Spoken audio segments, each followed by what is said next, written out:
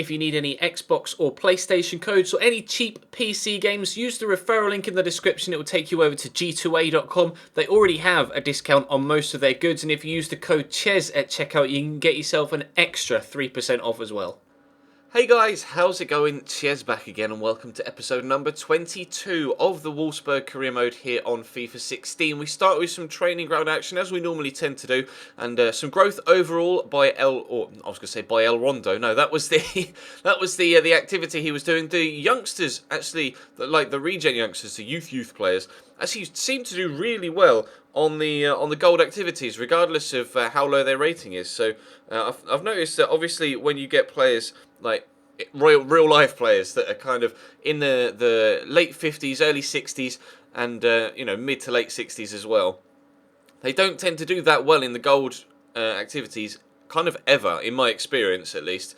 And but the kids that have come up through the youth system, I guess maybe because they have really high potential of like 85 plus, that when you use the gold challenges for them, they seem to ace them more often than not. So I'm really pleased with how the youth players that we brought in are starting to grow. What would be nice is if some of the more experienced players in the first team started to actually put in some very good performances for me, so that we could get ourselves up into that third spot and start to chase down Borussia Dortmund and Bayern Munich. Andreas Schürrle gets played in down the left-hand side here. Obviously, Bayer Leverkusen, our opponents today, are right behind us in the league, so a win here would be huge in cementing a Champions League place for next season. But unfortunately, Andreas Schürrle's shot there was initially starting on target, as you can see from the way he struck it, bent away from goal. That wasn't the best of shots there from Bellarabi, but wasn't the best of clearances from Verinya either. But Julian Brandt draws a good save out of Diego Benaglio. At least my goalkeeper was playing quite well so far in this one and on point with his saves. Verinya plays down the right-hand side by Jung here, and he gets away from the defender quite well, actually. Wendell, obviously, a left-back that we used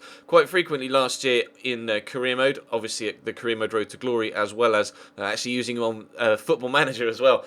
But Julian Draxler wasn't able to get past the goalkeeper there. Draxler involved again from this corner as it came back to him. Max Kruse finds some space, shot on the right foot, but another good save down low by Bernd Leno. Neither team could find a way past the opposition's goalkeeper, it seemed. Still in the first half here, there was a lot of action in these last 5 minutes or so, trying to get ourselves a goal to go in front. Not really too sure why I did that with Schürrle, but Ricardo Rodriguez gets on the end of that cross and smashes the header off the crossbar. We've come so close to getting a goal in this game so far, but we cannot seem to get ourselves in front. Hilbert brings that down terribly, but then so does Julian Draxler. Hilbert gets it back again. Stefan Kiesling initially with with the final shot, but unfortunately for him, not on target. So I made a couple of changes. Francisco Rodriguez coming on for André Schürrle, and Bril Donald Mbolo coming on in that cam role for Julian Draxler. And then I dropped Kruse to cam and put Mbolo up as striker. Verinya, though, out on the right-hand side here, turns inside beautifully, finds loads of space here, eventually gets the shot off with the left foot, but hits the bar for a second time, and then Bellarabi gets the header away. I could not score in that game for love nor money, no matter how many chances I created, no matter how clear-cut the chances were. Only a 0-0 draw. Never mind, at least we didn't lose it. That's the most important thing. We do stay above Bayer Leverkusen in the top 4 positions in the league. Next up, we've got a home game against Mainz. As you can see, we have dropped behind Leverkusen now, but we do have 2 games in hand on all of the teams above us. So it's not to worry. If we can get a win here and then a win in the final game, then, we're straight back into potentially even 3rd place, let alone 4th, and then hopefully chasing down the 2 above us as well. Starting with Max Kruse up top again, and Julian Draxler just in behind him. Karius, their goalkeeper, is actually one of the best goalkeeping prospects in the Bundesliga. Very good young goalkeeper. Obviously, we looked at him in the Atletico Madrid Twitch career mode save that we've been doing over on Twitch. Makes sense, doesn't it, the Twitch career mode? But yeah, Karius is a decent goalkeeper. So we came up against Bernd Leno, who's another one of the best goalkeeping talents in the Bundesliga in the previous game. Couldn't find a way past him.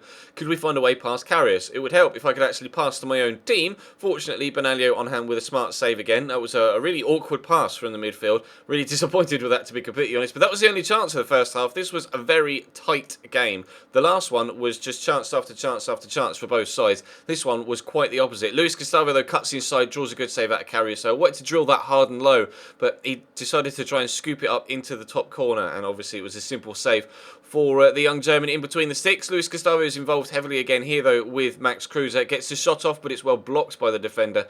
and Mainz get it away. So again, neither side able to score here so far. Ricardo Rodriguez tries to drill that into the middle, but kicks it straight against Mali. Not really too sure what was going on there. Nice little 1-2, then out wide to Fabian Frey, who can't find the back of the net. But that was how that game was going to end. That was a really, it just felt like a dead game, almost dead weight in between the first and last games of this episode. The one against Leverkusen, filled with chances, no goals. The one against Mainz, barely any chances, no goals. So we were hoping for the goals of, or the chances, sorry, of the first game, but obviously we want to get ourselves on the score sheet in this one as well. So we're coming up against Werder Bremen away from home. The last time we played them, Aaron Johansson, the American up top, was very, very good against us. They're playing a 4-1-2-1-2 as well, with Oztunali in at Cam. He's a very good youngster that will obviously try to tear us apart with some creativity if he can, playing a bit of a different side here. As you can see, Nabil Fekir starting up top, and then we've got Manolo Gabbiadini in the starting lineup as well at Cam, with Drax the move to the left,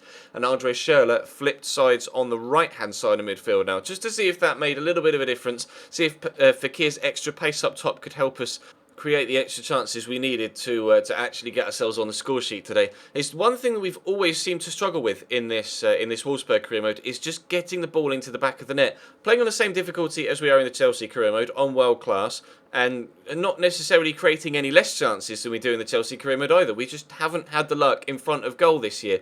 We've got the best defensive record in the league, which is why we are where we are in the league. We have finally managed to get ourselves in front here, as you can see from the previous highlight. Niklas Schürrle from a corner again, picking up the loose pieces to finish into the back of the net, and at the other end relying again on Diego Benaglio to keep the opposition out. So we have ourselves a goal at last in today's episode, trying to get ourselves a second if we can. That initially was meant to go straight to Drax, so you could see me aim the camera all the way over towards him, but it still drilled it into the box for some reason. Unfortunately though, we still weren't able to work a decent opportunity from it. Drax's shot was well blocked. Then they came forward towards the end of the half, Johansson with another chance. He was having the majority of their efforts in this game, but again, Benaglio was on hand to make decent saves. Andre Schürrle on this right-hand side was having a decent game actually, considering I'm so very used to playing him on the left-hand side and cutting in on the right foot. He did all right actually on the right-hand side, but Fekir just not having the luck in front of goal. The accuracy just hasn't been there for my strikers this year. Max Kruse almost, every single time either fires wide or hits it straight at the goalkeeper. Fekir there firing wide. We've seen Mbolo hit the woodwork time and time again and fire wide and fire straight at the goalkeeper. Then they hit the woodwork there off the bar in the 70th minute, trying to get themselves back into the game. Not happening just yet. We obviously hit the woodwork twice against Leverkusen as well. There could have been a multitude of goals in this episode, but it just will not go into the back of the net more often than not in this series, and I cannot put my finger on why. Perhaps it's just an unlucky save to this point, hoping that we can, pick up the pace between now and the end of the season. There are only a handful of games left, and I really am contemplating doing a lot of work to the forward areas of this side in the next transfer window in the summer. Really, just making some drastic changes and perhaps bringing in genuinely unrealistic but world-class talent for a lot of money if I can. That's my initial thoughts. Obviously I'll have to get your feedback on that as well, but they get themselves an equaliser there. I was so frustrated because he had the majority of the chances in this game, and then with a really lucky goal they get themselves back in it. But finally a stroke of luck goes our way. Maximilian Arnold breaks free in the box just 10 seconds before we headed into stoppage time. We were able to get ourselves a victory in this one, 2-1 the final scoreline, which leaves us 5th for now, but with a game in hand and level on points with Bayer Leverkusen and only 2 points behind Schalke. A win in our game in hand will move us to 3rd in the table on 56 points. With 4 games to go though, that would leave us 8 points behind Dortmund and already 10 points behind Bayern, and they have that game in hand as well. So I think 3rd is the best we can aim for this season, but we really need to make some changes to this squad for this second year to force our way into the top 2 positions, because we've not been good enough in the forward half of the pitch this year. As you can see, we've only conceded 14 goals all year. We've only scored 30 though, which is clearly the main area of concern in this side. So We will address that in the summer, and hopefully we can fix things for the second season and really go all the way in the Bundesliga and in Europe, and hopefully in the Deutsche Pokal as well. But for now, that's going to bring today's episode to a close. Thank you very much for watching, guys. Drop the video a like if you enjoyed, of course. Subscribe if you haven't already. Check the channel page for anything you may have missed. There was a My Player episode that went up earlier on this afternoon, of course, with it being Saturday. And all of my social media links are in the description down below, as you can see on screen as well. But for now, I'll see you next time.